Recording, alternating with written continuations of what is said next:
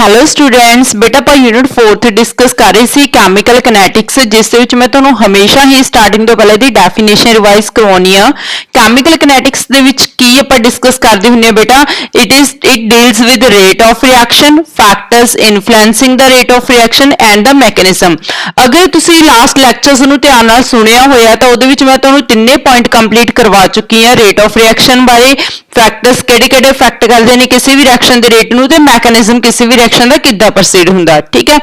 ਅੱਜ ਆਪਾਂ ਇਹਦਾ ਹੋਰ ਐਡਵਾਂਸ ਲੈਵਲ ਕਰਦੇ ਹਾਂ ਰੇਟ ਆਫ ਰਿਐਕਸ਼ਨ ਦੇ ਨਾਲ ਰਿਲੇਟਡ ਦੇਖੋ ਪੂਰੀ ਯੂਨਿਟ ਦੇ ਵਿੱਚ ਆਪਾਂ ਸਿਰਫ ਤਿੰਨੇ ਚੀਜ਼ਾਂ ਡਿਸਕਸ ਕਰਨੀਆਂ ਨੇ first of all rate of reaction ਆਪਾਂ ਇਹ ਡਿਸਕਸ ਕਰ ਚੁੱਕੇ ਹਾਂ ਅੱਜ ਆਪਾਂ ਇਹਦਾ ਕੀ ਕਰ ਰਹੇ ਹਾਂ ਵੀ ਆਪਾਂ ਕਿਸੇ ਵੀ ਰਿਐਕਸ਼ਨ ਦੇ ਰੇਟ ਨੂੰ ਕਿੱਦਾਂ ਕੈਲਕੂਲੇਟ ਕਰ ਸਕਦੇ ਹਾਂ ਠੀਕ ਹੈ ਰੇਟ ਆਫ ਰਿਐਕਸ਼ਨ ਬਾਰੇ ਤੁਹਾਨੂੰ ਹੋਪਸ ਹੁਣ ਤੱਕ ਸਭ ਕੁਝ ਸਮਝ ਲੱਗ ਗਿਆ ਹੋਣਾ ਕਿ ਰੇਟ ਆਫ ਰਿਐਕਸ਼ਨ ਕੀ ਹੁੰਦਾ ਜੀ it is the speed of reaction in which reactants are converted to the products ठीक है where the concentration of reactant will decrease while the concentration of products will increase okay बेटा then ਉਸ ਤੋਂ ਬਾਅਦ ਹੁਣ ਆਪਾਂ ਨੇ ਕਿਸੇ ਵੀ ਰਿਐਕਸ਼ਨ ਦੇ ਰੇਟ ਨੂੰ ਕਿੱਦਾਂ ਕੈਲਕੂਲੇਟ ਕਰ ਸਕਦੇ ਹਾਂ ਅਗਰ ਤੁਸੀਂ ਲਾਸਟ ਲੈਕਚਰਸ ਦੇ ਉੱਤੇ ਪਿੱਛੇ ਥੋੜਾ ਜਿਹਾ ਧਿਆਨ ਨਾਲ ਦੇਖੋ ਮੈਂ ਤੁਹਾਨੂੰ ਮੈਥਡਸ ਕਰਵਾਇਆ ਸੀਗਾ ਕਿਸੇ ਵੀ ਰਿਐਕਸ਼ਨ ਦੇ ਰੇਟ ਨੂੰ ਕੈਲਕੂਲੇਟ ਕਰਨ ਵਾਸਤੇ ਆਪਣੇ ਕੋਲੇ 4 ਡਿਫਰੈਂਟ ਮੈਥਡ ਸੀਗੇ ਤਾਂ 4 ਕਿਹੜੇ-ਕਿਹੜੇ ਮੈਥਡ ਸੀਗੇ ਬੇਟਾ ਆਪਣੇ ਕੋਲ average rate next is the instantaneous rate average rate instantaneous rate next ਕਿਹੜਾ ਸੀਗਾ ਬੇਟਾ ਆਪਣੇ ਕੋਲੇ ਜਿਹੜੇ ਦੋਵੇਂ ਇੱਕੋ ਜਿਹੇ ਸੀਗੇ that is the law of mass action and fourth one is the rate law expression ठीक है जी तो अपने को नैगे 4 डिफरेंट मैथड्स ने average rate instantaneous rate law of mass action ते रेट लॉ एक्सप्रैशन क्लीयर हुण अगर अपने एवरेज रेट ते इंस्टैंटेनियस रेट नु मींस प्रैक्टिकली कैलकुलेट करना होवे ठीक है हुण तक ਆਪਾਂ थ्योरेटिकली कर रहे सी ना अगर अपने एवरेज रेट कोई भी रिएक्शन प्रोसीड हो रही है जां इंस्टैंटेनियस रेट इन्हां नु प्रैक्टिकली कैलकुलेट करना होवे तो ਆਪਾਂ किस तरह कर सकते हैं तो देखो जी मैं तुहानू इस लई ग्राफ समझाया सीगा ग्राफ की सीगा अगर तुसी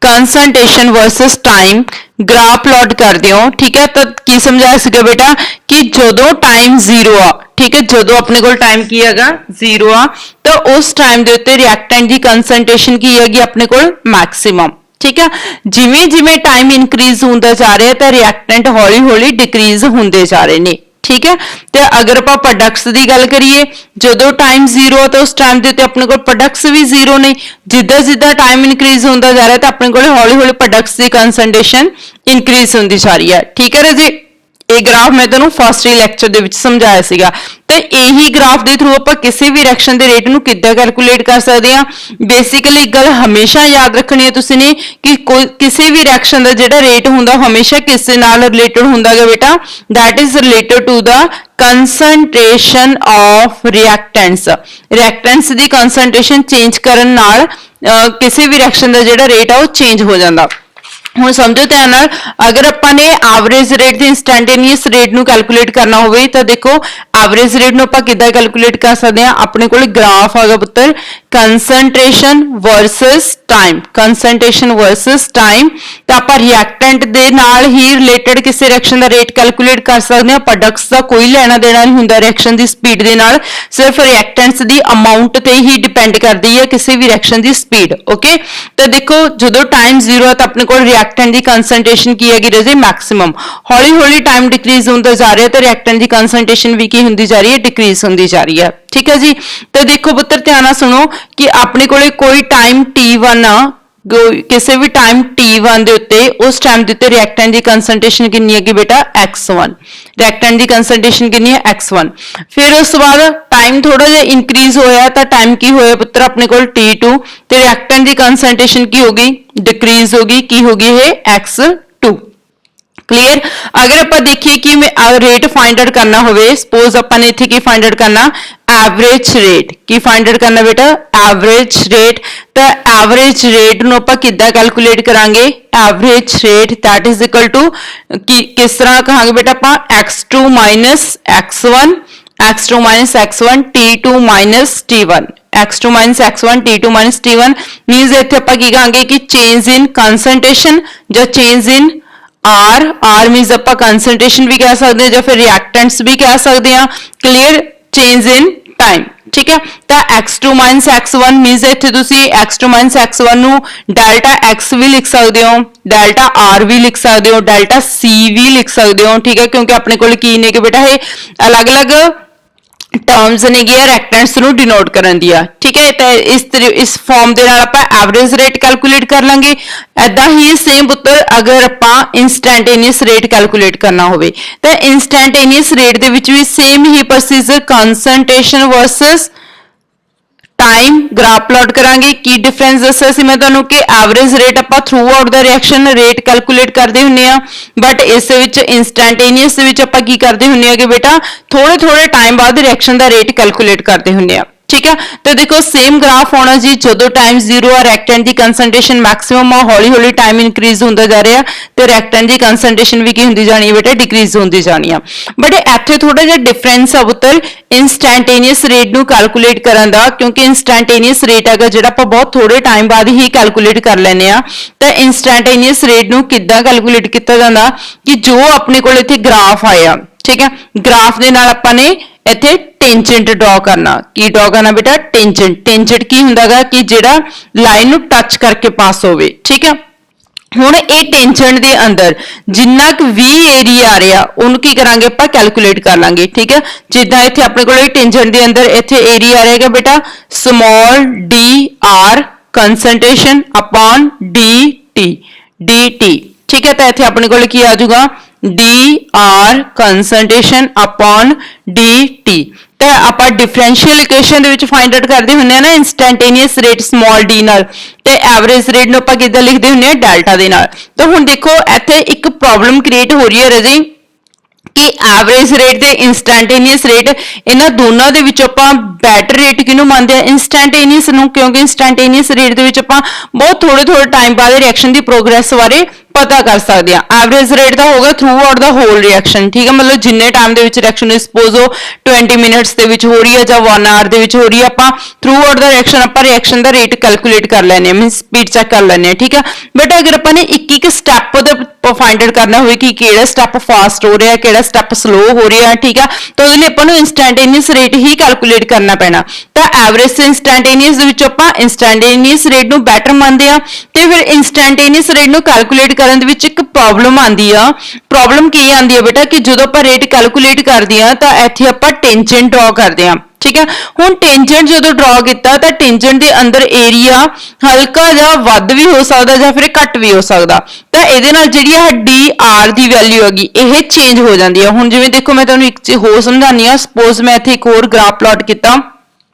ते ग्राफ दे नाल आपां ने जिहड़ा टेंजेंट ड्रॉ किया कि बेटा सपोज मैं उसके नाल लाइन ज्यादा टच करती, तो इस दे नाल की आ गया ज्यादा एरिया आ गया अपने कोल डी आर दा ते डी टी दा, ठीक है। सेम ही रिएक्शन आ गई, ठीक है, इत्थे की आ रहा घट एरिया आ रहा ते इत्थे की आ रहा ज्यादा एरिया आ रहा, ठीक है। तो इस दे नाल जिहड़ा रिएक्शन दा रेट आ गया बेटा वो की हो जाएगा, मतलब उस दे विच कैलकुलेट करन दे विच की आ जांदी ने मिस्टेक्स क्रिएट हो जांदी है, ठीक है। तां करके इत्थे इंस्टैंटेनियस रेट नूं, ठीक है, बैटर वे दे नाल कैलकुलेट करने वास्ते आपां पूरी इक्वेशन दा की करदे ने इंटीग्रेट कर देने आ। की करते हैं बेटा? इंटीग्रेट, ठीक है। इंटीग्रेशन एक्चुअल दे विच हुंदा की हैगा, जे मैं तुहानूं सिंपल लैंग्वेज दे विच समझावां, सपोज तुहाडे कोल कोई वायर आ, ठीक है, वायर दे विच तुसीं ने वायर दी लेंथ कैलकुलेट करनी आ, तो पहला तुसीं इन्ने के एरिया दी कैलकुलेट कीती, ठीक है, सपोज मान लो तुसीं DL कैलकुलेट कर लिया, फिर उस तो बाद इहदी पूरी DL दा की कर दो तुसीं इंटीग्रेट कर दो लिमिट्स लैके, ठीक है। तो जदों इंटीग्रेशन कर दोगे तो तुहाडे कोल पूरी वायर दी लेंथ आ चुकी, ठीक है। तो ऐदां ही सेम बेटा तुसी बहुत थोड़ा सा रेट कैलकुलेट करोगे, ठीक है, उस तो बाद की कर दोगे उसका इंटीग्रेट कर दोगे, तो जिमें ही इंटीग्रेशन करोगे तो तुहाडे कोल पूरी रिएक्शन का रेट आ चुका, समझ लग गई, ठीक है। तो इस तरह करन दे नाल रजे तुहानूं इंस्टैंटेनियस रेट दे विच पहलां की करनी पैनी है, उसकी इंटीग्रेशन करनी पैनी है। तो हुण आपां इत्थों ही नैक्सट टॉपिक स्टार्ट करदे हां, इंटीग्रेटेड रेट एक्सप्रैशन की स्टार्ट कर देंगे बेटा। आपां नैक्सट टॉपिक अपना की आ जो मोस्टली एग्जाम ਦੇ ਵਿੱਚ ਪੁੱਛਿਆ ਜਾਂਦਾ ਜਿੰਨਾ ਮੈਂ ਹੁਣ ਤੱਕ ਪੜਾਇਆ ਰਜੇ ਉਹਦੇ ਵਿੱਚ एग्जाम ਦੇ ਵਿੱਚ ਮੀਨਸ ਅੱਜ ਦਾ ਲੈਕਚਰ ਜਿਹੜਾ ਆਪਾਂ ਨੇ 2 ਪੇਜ ਕੰਪਲੀਟ ਕਰ ਚੁੱਕੇ ਆ ਉਹ एग्जाम ਦੇ ਵਿੱਚ ਇੰਨੇ ਜ਼ਿਆਦਾ ਨਹੀਂ ਪੁੱਛੇ ਜਾਂਦੇ ਹੈਗੇ ਠੀਕ ਹੈ ਬਟ ਬੇਸਿਕ ਮੇਰਾ ਪਰਪਸ ਇਹ ਸੀਗਾ ਉਹ ਚੀਜ਼ ਦੱਸਣ ਦਾ ਕਿ ਤੁਹਾਨੂੰ ਪਤਾ ਲੱਗ ਜਾਵੇ ਵੀ ਇੰਟੀਗ੍ਰੇਟਡ ਰੇਟ ਐਕਸਪ੍ਰੈਸ਼ਨ ਆਪਾਂ ਪੜ੍ਹਦੇ ਕਿਉਂ ਆ ਕੀ ਰੀਜ਼ਨ ਹੈਗਾ ਇਹਦੇ ਪਿੱਛੇ ਆਪਾਂ ਡੈਰੀਵੇਸ਼ਨਸ ਵੱਡੀਆਂ ਡੈਰੀਵੇਸ਼ਨਸ ਇੱਥੇ ਪੜਾਂਗੇ ਠੀਕ ਹੈ ਤਾਂ ਡੈਰੀਵੇਸ਼ਨਸ ਪੜਨ ਦਾ ਪਰਪਸ ਕੀ ਆ integrated rate expression integrated rate expression ਤੁਹਾਡੇ ਸਿਲੇਬਸ ਦੇ ਵਿੱਚ ਬੇਟਾ ਬੇਸਿਕਲੀ ਹੈਗੇ ਨੇ 4 0 ਆਰਡਰ ਰਿਐਕਸ਼ਨ 4 0 ਆਰਡਰ ਰਿਐਕਸ਼ਨ ਤੇ ਇੱਕ ਹੈਗਾ ਤੁਹਾਡੇ ਕੋਲ 4 first order reaction 4 first order reaction 4 first order reaction ਤਾਂ ਆਪਾਂ 1 ਬਾਈ 1 ਇਹ ਦੋਵੇਂ ਡਿਸਕਸ ਕਰਾਂਗੇ ਦੋਵਾਂ ਦੀਆਂ ਡੈਰੀਵੇਸ਼ਨਸ ਨੇ ਦੋਨਾਂ ਦੇ ਬੇਸਿਸ ਉਤੇ ਨਿਊਮੈਰੀਕਲਸ ਆ ਜਾਂਦੇ ਨੇ ਤਾਂ ਫਸਟ ਆਫ ਆਲ ਪਹਿਲਾਂ ਸਟਾਰਟ ਕਰਦੇ ਹਾਂ 4 0 ਆਰਡਰ ਰਿਐਕਸ਼ਨ ਤਾਂ ਦੇਖੋ ਜੀ ਜ਼ੀਰੋ ਆਰਡਰ ਰਿਐਕਸ਼ਨ ਦੇ ਵਿੱਚ ਕੀ ਹੁੰਦਾ ਪਹਿਲਾਂ ਕੋਈ ਵੀ ਮੰਨ ਲਓ ਰਿਐਕਸ਼ਨ ਆ ਆਪਾਂ ਕਰ ਰਹੇ ਹਾਂ ਅੱਜ ਦਾ ਟੌਪਿਕ ਆਪਣਾ ਹੈਗਾ integrated rate expression for zero order reaction zero order reaction ਦੇ ਲਈ ਪਹਿਲਾਂ ਤੇ ਤੁਸੀਂ ਸਪੋਜ਼ ਕਰਨਾ ਕਿ ਤੁਹਾਡੇ ਕੋਲ ਕੋਈ ਵੀ ਰਿਐਕਸ਼ਨ ਪ੍ਰੋਸੀਡ ਹੋ ਰਹੀ ਆ ਜਿਸ ਦੇ ਵਿੱਚ ਰਿਐਕਟੈਂਟਸ A ਕਨਵਰਟ ਹੋ ਰਹੇ ਨੇ ਕਿਸ ਦੇ ਵਿੱਚ B ਦੇ ਵਿੱਚ A ਕਿਸ ਦੇ ਵਿੱਚ ਕਨਵਰਟ ਹੋ ਰਹੇ ਨੇ B ਦੇ ਵਿੱਚ ਹੁਣ ਤੁਹਾਨੂੰ ਇੱਥੇ ਪਤਾ ਹੋਣਾ ਚਾਹੀਦਾ ਵੀ ਜ਼ੀਰੋ ਆਰਡਰ ਰਿਐਕਸ਼ਨ ਹੁੰਦੀ ਕੀ ਆ ਜ਼ੀਰੋ ਆਰਡਰ ਰਿਐਕਸ਼ਨ ਉਹ ਹੁੰਦੀ ਆ ਬੇਟਾ ਜਿਹੜੀ ਰਿਐਕਟੈਂਟ ਦੀ ਕਨਸੈਂਟ੍ਰੇਸ਼ਨ ਤੇ ਡਿਪੈਂਡ ਨਾ ਕਰੇ ਠੀਕ ਹੈ मींस ਜਿਹੜੀ ਵੀ ਕਿਸੇ ਰਿਐਕਸ਼ਨ ਦਾ ਰੇਟ ਆ ਉਹ ਰਿਐਕਟੈਂਟ ਦੀ ਕਨਸੈਂਟ੍ਰੇਸ਼ਨ ਤੇ ਡਿਪੈਂਡ ਨਾ ਕਰੇ ਉਹਨੂੰ ਆਪਾਂ ਕੀ ਕਹਾਂਗੇ ਜ਼ੀਰੋ ਆਰਡਰ ਰਿਐਕਸ਼ਨ ਕਹਾਂਗੇ ਕਲੀਅਰ ਹੈ ਜੀ ਹੁਣ ਕਿਸੇ ਵੀ ਇਹ ਰਿਐਕਸ਼ਨ ਦਾ ਮੈਂ ਰੇਟ ਲਿਖਣਾ ਹੁਣ ਕਿਸੇ ਵੀ ਰਿਐਕਸ਼ਨ ਦਾ ਰੇਟ ਲਿਖਣ ਵਾਸਤੇ ਟੋਟਲ ਤੁਹਾਨੂੰ 4 ਮੈਥਡ ਸਮਝਾਏ ਸੀਗੇ ਪਹਿਲਾ ਮੈਥਡ ਐਵਰੇਜ ਤੇ ਇਨਸਟੈਂਟੇਨੀਅਸ ਦੋਨੇ ਅਪਰੋਕਸੀਮੇਟਲੀ ਸੇਮ ਨੇ ਬਸ ਉਹਦੇ ਵਿੱਚ ਡੈਲਟਾ ਪੈਂਦਾ ਤੇ ਇਨਸਟੈਂਟੇਨੀਅਸ ਦੇ ਵਿੱਚ ਡੀ ਪੈਂਦਾ ਠੀਕ ਆ ਸੈਕੰਡ ਮੈਥਡ ਕੀ ਸੀਗਾ ਬੇਟਾ ਆਪਣੇ ਕੋਲ ਲਾਅ ਆਫ ਮਾਸ ਐਕਸ਼ਨ ਤੇ integrated law of mass action ਤੇ ਰੇਟ ਲਾ equation law of mass action ਤੇ ਰੇਟ ਲਾ ਇਕੁਏਸ਼ਨ ਦੋਵੇਂ ਸੇਮ ਨੇ ਬਸ ਉਹਦੇ ਵਿੱਚ ਪਾਵਰਸ ਦਾ ਫਰਕ ਹੁੰਦਾ ਠੀਕ ਹੈ ਮਤਲਬ ਪਾਵਰ ਸੇਮ ਹੋ ਵੀ ਸਕਦੇ ਨੇ ਨਹੀਂ ਵੀ ਹੋ ਸਕਦੀਆਂ ਤੇ ਦੇਖੋ ਬੇਟਾ 4 ਮੈਥਡਸ ਦੇ ਵਿੱਚੋਂ ਐਵਰੇਜ ਮੈਥਡ ਤੇ ਇਨਸਟੈਂਟੇਨੀਅਸ ਮੈਥਡ ਦੇ ਵਿੱਚੋਂ ਪਹਿਲਾਂ ਮੈਂ ਇਹਦਾ ਰੇਟ ਲਿਖਦੀ ਆ ਇਨਸਟੈਂਟੇਨੀਅਸ ਮੈਥਡ ਦੇ ਅਕੋਰਡਿੰਗ ਠੀਕ ਹੈ ਤਾਂ ਕਿਉਂਕਿ ਇਨਸਟੈਂਟੇਨੀਅਸ ਮੈਥਡ ਨੂੰ ਆਪਾਂ ਜ਼ਿਆਦਾ ਬੈਟਰ ਸਮਝਦੇ ਆ rate of this reaction according to instantaneous method minus dA upon dt minus d upon dt equal to dB upon dt ठीक है बट ਆਪਾਂ ਚੀਜ਼ ਨਹੀਂ ਲਿਖਾਂਗੇ ਕਿਉਂਕਿ ਆਪਣੇ ਜਿਹੜਾ ਰਿਐਕਸ਼ਨ ਦਾ ਰੇਟ ਹੁੰਦਾ ਉਹ ਸਿਰਫ ਕਿਹਦੇ ਉੱਤੇ ਡਿਪੈਂਡ ਕਰਦਾ ਰਿਐਕਟੈਂਟਸ ਦੀ ਕਨਸੈਂਟ੍ਰੇਸ਼ਨ ਤੇ ਠੀਕ ਹੈ ਤਾਂ ਕਰਕੇ ਮੈਂ ਇੱਥੇ B ਦਾ ਰੇਟ ਨਹੀਂ ਲਿਖੂੰਗੀ ਸਿਰਫ ਕਿਹਦਾ ਰੇਟ ਲਿਖਿਆ A ਦਾ ਰੇਟ ਲਿਖਿਆ ਓਕੇ ਤਾਂ ਇਹ ਤਾਂ ਹੋ ਗਿਆ ਐਵਰੇਜ ਤੇ ਇਨਸਟੈਂਟੇਨੀਅਸ ਦੇ ਵਿੱਚੋਂ ਮੈਂ ਇੱਕ ਮੈਥਡ ਚੂਜ਼ ਕਰ ਲਿਆ ਇਨਸਟੈਂਟੇਨੀਅਸ ਸੈਕੰਡ ਇਨਸਟੈਂਟੇਨੀਅਸ ਤੋਂ ਇਲਾਵਾ ਰਾਜੇ ਆਪਣੇ ਕੋਲ ਸੈਕੰਡ ਦੋ ਮੈਥਡ ਹੋਰ ਸੀਗੇ ਲਾਅ ਆਫ ਮਾਸ ਐਕਸ਼ਨ ਤੇ ਰੇਟ ਲਾ ਇਕੁਏਸ਼ਨ ਇਹਨਾਂ ਦੋਨਾਂ ਦੇ ਵਿੱਚ ਆਪਾਂ ਕੀ ਕਰਾਂਗੇ ਦੋਵਾਂ ਦੇ ਵਿੱਚੋਂ ਕਿਸੇ ਵੀ ਇੱਕ ਦੇ ਅਕੋਰਡਿੰਗ ਲਿਖ ਲਓ rate of reaction is directly proportional to ਦਾ ਪ੍ਰੋਪੋਰਸ਼ਨੈਲਿਟੀ ਹਟਾ ਕੇ ਕਾਂਸਟੈਂਟ ਲਗਾ ਦਿੰਨੇ ਆਪਾਂ K ਠੀਕ ਹੈ A the concentration the power 0 zero ਕਿਉਂ ਕਿਉਂਕਿ ਜ਼ੀਰੋ ਆਰਡਰ ਰਿਐਕਸ਼ਨ ਲਈ ਆਪਾਂ ਪੜ ਰਹੇ ਹਾਂ ਠੀਕ ਆ ਤਾਂ ਦੋ ਤਰੀਕੇ ਨੇ ਰੇਟ ਲਿਖਣ ਦੇ ਟੋਟਲ 4 ਮੈਥਡ ਨੇ 4 ਦੇ ਵਿੱਚੋਂ ਮੈਂ ਕੋਈ ਵੀ ਦੋ ਚੂਜ਼ ਕਰ ਲਏ ਠੀਕ ਹੈ ਇੱਧਰ ਇਨਸਟੈਂਟੇਨੀਅਸ ਰੇਟ ਚੂਜ਼ ਕਰ ਲਿਆ ਇੱਧਰ ਰੇਟ ਲਾ ਇਕੁਏਸ਼ਨ ਕਹ ਲਓ ਜਾਂ ਲਾਅ ਆਫ ਮਾਸ ਐਕਸ਼ਨ ਕਹ ਲਓ ਦੋਵਾਂ ਦੇ ਅਕੋਰਡਿੰਗ ਸੇਮ ਲਿਖਿਆ ਜਾਊਗਾ ਤਾਂ ਦੇਖੋ ਬੇਟਾ ਇਹਦੇ ਅਕੋਰਡਿੰਗ ਰੇਟ ਇਹਦੇ ਅਕੋਰਡਿੰਗ ਰੇਟ ਤਾਂ ਆਪਣੇ ਕੋਲ ਇੱਕ ਰਿਐਕਸ਼ਨ ਦੇ ਠੀਕ ਹੈ ਦੋ ਮੈਥਡ ਦਾ ਆਪਾਂ ਨੇ ਰੇਟ ਲਿਖਿਆ ਦੋਵੇਂ ਹੀ ਰੇਟ ਨੇ ਜੀ ਤਾਂ ਇਹਦਾ ਮਤਲਬ ਅਗਰ ਇਹ ਵੀ ਰੇਟ ਆ ਇਹ ਵੀ ਰੇਟ ਆ ਗਏ ਤਾਂ ਇਹ ਦੋਵੇਂ ਕੀ ਹੋ ਸਕਦੇ ਨੇ ਇਕੁਅਲ ਹੋ ਸਕਦੇ ਨੇ ਤਾਂ ਮੈਂ ਇੱਥੇ ਦੋਵੇਂ ਇਕੁਏਸ਼ਨਸ ਨੂੰ ਇਕੁਅਲ ਲਿਖ ਰਹੀ ਹਾਂ equation number 1 and equation number 2 ਦੋਵੇਂ ਰੇਟ ਨੂੰ ਰਿਪਰੈਜ਼ੈਂਟ ਕਰ ਰਹੀਆਂ ਨੇ ਤਾਂ ਕਰਕੇ ਇੱਥੇ ਆਪਾਂ ਕੀ ਲਿਖਾਂਗੇ -dA upon dt is equal to KA the power 0 ਠੀਕ ਹੈ ਕਲੀਅਰ ਇੱਥੇ ਤੱਕ ਤਾਂ ਇੱਥੇ ਕੀ ਕੀਤਾ ਸੀਗਾ ਆਪਣੇ ਕੋਲ ਰੇਟ ਨੇ ਦੋਵੇਂ ਤਾਂ ਹੀ ਦੋਵੇਂ ਇਕੁਏਸ਼ਨਸ ਇਕੁਅਲ ਹੋ ਜਾਣਗੇ ਤੇ ਫਸਟ ਤੇ ਸੈਕੰਡ ਇਕੁਏਸ਼ਨ ਆਪਾਂ ਨੇ ਕੀ ਕਰਤਾ ਇਕੁਅਲ ਕਰਤਾ ਓਕੇ ਬੇਟਾ ਫਿਰ ਉਸ ਤੋਂ ਬਾਅਦ ਅਗਲਾ ਸਟੈਪ ਸਮਝੋ ਹੁਣ ਦੇਖੋ A0 ਹੁਣ ਆਪਣੇ ਕੋਲ ਆਪਾਂ ਨੂੰ ਪਤਾ ਅਗਰ ਕਨਸੈਂਟ੍ਰੇਸ਼ਨ ਦੀ ਪਾਵਰ 0 ਹੋਵੇ ਤਾਂ ਕਿਹਦੇ ਇਕੁਅਲ ਹੋ ਜਾਂਦੀ ਹੁੰਦੀ ਆ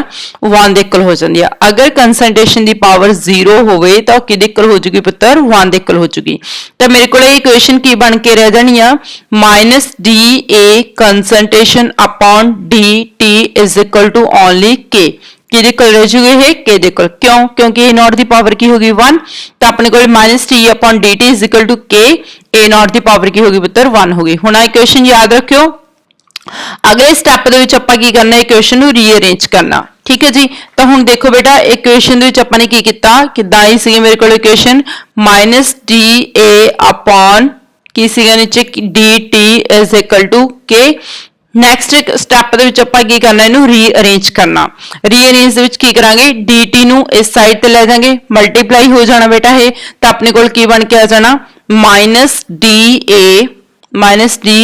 is equal to k d t. Clear है इत्थे तक ठीक है। Minus d A is equal to k d t. Next equation दे विच की करना गा इक्वेशन नंबर 3 बन के आ गई अपने कोले इंटीग्रेटिंग। नैक्सट इक्वेशन विच आपां ने की करना बेटा इंटीग्रेशन करना गा इक्वेशन नूं then integrating the equation third by both sides दोनों साइड दा आपां ने की करता इक्वेशन नूं इंटीग्रेट करता। तो नैक्सट स्टैप दे विच इंटीग्रेशन कर रहे हैं बेटा आपां माइनस डी इंटीग्रेशन कीती है ठीक है। दैन उस तो बाद के कांस्टेंट आ कांस्टेंट की इंटीग्रेशन नहीं होनी तो अपने कोले डी टी की इंटीग्रेशन हो जानी आ ठीक है। इत्थे तक क्लीयर सब नूं। नैक्सट हुण आपां इहनूं इंटीग्रेशन दे नाल सॉल्व करदे हां। हुण देखो राजे इंटीग्रेशन ते डेरिवेटिव ये की हो जांदे ने कैंसल ठीक है। तो मेरे को सिर्फ की रह जाना minus A concentration of A is equal to k. हुण की रह गया अपने कोले इंटीग्रेशन ऑफ डी टी। हुण इंटीग्रेशन ऑफ डी टी इत्थे एक फॉर्मूला याद रखना तुसीं ने इंटीग्रेशन ऑफ डी एक्स ये किहदे कोल हुंदा गा बेटा मैथ दा फॉर्मूला है integration of d x is equal to x plus c ठीक है। किहदे कोल हुंदा x plus c integration of d x is equal to x plus c ते मेरे कोल की है बेटा इत्थे इंटीग्रेशन ऑफ डी टी तो ये किहदे कोल आ जाना पुत्तर टी प्लस आई की हैगा इंटीग्रेशन कांस्टेंट जिदा मैथ्स दे विच तुसी सी नू इंटीग्रेशन कांस्टेंट मानदे हो ठीक है। तो उदा ही सेम केमिस्ट्री दे विच आपां सी दी जगह ते की टर्म लवांगे आई की हैगा अपने कोल इंटीग्रेशन कांस्टेंट। तो इंटीग्रेशन ऑफ डी टी दा रिजल्ट की आ गया T plus I. Integration of d T दा रिजल्ट की आ गया पुत्र अपने कोल टी प्लस आई की आ गया टी प्लस आई ओके। हुण इस तो बाद देखो थोड़ा जिहा ये जिहड़े फॉर्मूले ने मैं साइड ते लिखी जानी है ठीक है। हुण थोड़ा जिहा इस चीज नूं आपां की कर देंगे राजे होर इक्वेशन नूं अगे लैके जाने आ ते इत्थे आपां मानदे कि पहला एक इक्वेशन अगे जाण तो पहला आपां इत्थे एक थोड़ा जिहा सपोज करके चलांगे ठीक है कि if time is equal to 0 मान लो टाइम की हैगा 0 आ टाइम 0 का मतलब रिएक्शन हजे स्टार्ट नहीं हुई हैगी ठीक है। रिएक्शन स्टार्ट नहीं हुई तो यदा मतलब जिन्नी अपने को रिएक्टेंट्स की कंसंट्रेशन आ वो किहदे कोल हैगा इनिशियल कंसंट्रेशन दे कोल ठीक है। A is equal to a naught दोबारा फिर सुनो ध्यान नाल मान लो रिएक्टेंट्स ए कन्वर्ट हो रहे ने बी दे विच ठीक है जी। तो जदों पुत्तर अपने कोल टाइम 0 आ उस टाइम दे उत्ते रिएक्शन स्टार्ट नहीं हुई तो रिएक्टेंट जे मेरे को 100% ने ठीक है तो प्रोडक्ट 0% होंगे ठीक है। अगर रिएक्टेंट जो टाइम 0 आ रिएक्टेंट 100% ने तो मतलब रिएक्टेंट की कंसंट्रेशन किहदे कोल होगी इनिशियल कंसंट्रेशन दे ठीक है। ए किहदे कोल हो गया ए नॉट का मतलब की होया पुत्र इत्थे अपने कोले इनिशियल कंसंट्रेशन की मीनिंग होया इसका इनिशियल कंसंट्रेशन मतलब 100% ने तो जो टाइम 0 आ तो उदो रिएक्टेंट की कंसंट्रेशन 100% आ मतलब रिएक्टेंट की अमाउंट कितनी 100% तो उदो रिएक्टेंट की कंसंट्रेशन आपां किहदे कोल रख दांगे इनिशियल कंसंट्रेशन दी तां ए किहदे कोल आ गया ए नॉट दे कदों जो टाइम की आ 0 आ ठीक है। हुण आपां यही वैल्यूज इत्थे पुट करदे आ ए की हो गया पुत्र अपने को ए नॉट दे equal a is equal to a naught दे इक्वल के टाइम की अगर जो अपने को 0 टाइम 0 आ ठीक है। जिहड़ा आ वाला रिजल्ट है ना यह रिजल्ट इहनूं आपां किस दे विच पुट कर रहे हैं इक्वेशन नंबर 4th दे विच किस दे विच पुट कर रहे हैं इक्वेशन नंबर 4th दे विच जदों टाइम 0 आ टी मैं 0 पुट करता उस टाइम दे उत्ते ए किहदे कोल आ गया ए नॉट दे कोल आ गया ठीक है। तो दैन अपने को इत्थे आ तो 0 हो जाना आई किस इक्वल आ जाऊगा i is equal to minus a naught i किस इक्वल आ गया बेटा i is equal to minus a naught ठीक है। हुण जिहड़ी यही वैल्यू आई आ आई दी वैल्यू ए नॉट दे कोल put this value in equation 4th। ठीक है, तो आप नैक्सट स्टैप कर देंगे। हुण अपने को नैक्सट क्या रहेगा बेटा, put the value of I, put the value of I in 4th equation, put the value of I in 4th equation. ठीक है, हुण आपां आई दी वैल्यू कित्थे पुट करती, 4th इक्वेशन दे विच पुट करांगे। ठीक है राजे, तो देखो अपने कोले 4th इक्वेशन दे विच आई दी वैल्यू की पुट करनी है -a0। ध्यान रखियो आई दी वैल्यू की पुट करनी है -a0। तो इत्थे अपने कोले की बन के आउणी है बेटा equation, 4th equation -a is equal to k t, आई दी वैल्यू की पुट करा बेटा, इत्थे आई दी वैल्यू -a0, आई दी वैल्यू की आ गई अपने को -a0। क्लीयर है इत्थे तक। फिर उस तो बाद देखो अपन की करना, हुण a वाली टर्म्स आप एक साइड ते ले जाने। ठीक है, kt वाली जो टर्म्स ने गए आप एक साइड ते ले जाने। ठीक है जी, तो इत्थे अपने को की बन के आना, kt एज सच रह गया। क्लीयर, तो इस साइड उत्ते अपने को क्या आ गया, a -a0। क्लीयर है बेटा, की रह गया अपने को a0 माइनस कैंसिल हो जाएगा, a0 माइनस a। क्लीयर है पुत्र, तो kt नो आप एक साइड दे उत्ते रखता। क्लीयर, तो a0 उस तरफ ते चला गया, माइनस खत्म हो गया, तो बन गया a0 माइनस a kt। ठीक है, फिर उस तो बाद की कहोगे तुसीं इत्थे k आ गया जिहड़ा अपने कोले k is equal to a0 minus a upon t। तो ये बन गई जी अपने को integrated rate expression for zero order reaction. की बन गया पुत्र ये integrated rate expression for zero order reaction, integrated rate expression for zero order reaction, for zero order reaction. अगर तुहानू जीरो ऑर्डर का समझ लग गया, इहदे नाल ही फिर तुहानू समझ लगना फर्स्ट ऑर्डर का। ठीक है, तो ये नाल ही मिलता जुलता है, बट थोड़ा जिहा इस तो वास्ट आ। क्लीयर है जी, तो हुण देखो इत्थे आपां थोड़ा जिहा मैं रिकैप करवावां, तो रिकैप करने वेले तुसीं ने की करना है स्टार्टिंग तो, क्योंकि जीरो ऑर्डर का समझ लगूगा तां ही तुहानू फर्स्ट ऑर्डर का पता लगूगा। तो फॉर जीरो ऑर्डर रिएक्शन लई पहले तुसीं रिएक्शन का रेट लिखना इंस्टैंटेनियस रेट के अकॉर्डिंग, ते इस तरफ ला रेट ला एक्सप्रैशन के अकॉर्डिंग दोवें रेट ने, दोनों इक्वेशनस नू की करता आपां ने इक्वल कर लिया। क्लीयर, इक्वल करन तो बाद की कीता गया बेटा, इत्थे आपां ने a0 की वैल्यू इत्थे कितनी हो जानी है 1। ठीक है, ये अपने को जीरो ऑर्डर रिएक्शन है, तां करके मैं इसकी पावर 0 करती, ते कंसंट्रेशन की पावर 0 किहदे कोल आ जानी है, 1 दे कोल आ जानी है। ठीक है, फिर उस तो बाद नैक्सट इक्वेशन दे विच आपां ने की कीता गया बेटा, इत्थे जस्ट रीअरेंज किया, होर कोई नवी गल नहीं हैगी। इत्थे रीअरेंज करन तो बाद dt इस तरफ चला गया, फिर आपां ने की करता दोनों साइड ते इक्वेशन नू इंटीग्रेट करता। इंटीग्रेट करन तो बाद आपां ने उसका रिजल्ट लिख लिया, मीनस डेरिवेटिव ते इंटीग्रेशन कैंसिल हो गए, सिर्फ a रह गया। फिर k एज सच रह गया, कांस्टेंट है। इंटीग्रेशन ऑफ dt की हुंदा गा अपने कोले t प्लस i। ठीक है, जिदा फॉर्मूला होंगे ना integration of dx is equal to x plus c, इदा ही सेम इंटीग्रेशन ऑफ dt किहदे कोल हुंदा t प्लस i दे कोल। ते इत्थे आपां t प्लस i दे कोल लिख लिया। इत्थे इक्वेशन नू स्टॉप करना, फिर तुसीं इत्थे एक कंडीशन मननी है राजे, सपोज करके चलनी है। तो if time is equal to 0 then a is equal to a0, बस यही फिर बस वैल्यू नू तुसीं कित्थे पुट कर देना, इक्वेशन नंबर 4 विच a किहदे कोल आ जाऊगा a0 दे, जो टाइम अपने को 0 दे कोल हो गया। क्लीयर, तो इत्थों तुहाडे कोल i दी वैल्यू आ जानी है। ये i दी वैल्यू जस्ट तुसीं 4th इक्वेशन दे विच पुट करोगे, रीअरेंज करके तुहाडे कोल रिजल्ट आ जाना integrated rate expression for zero order reaction. Okay बेटा।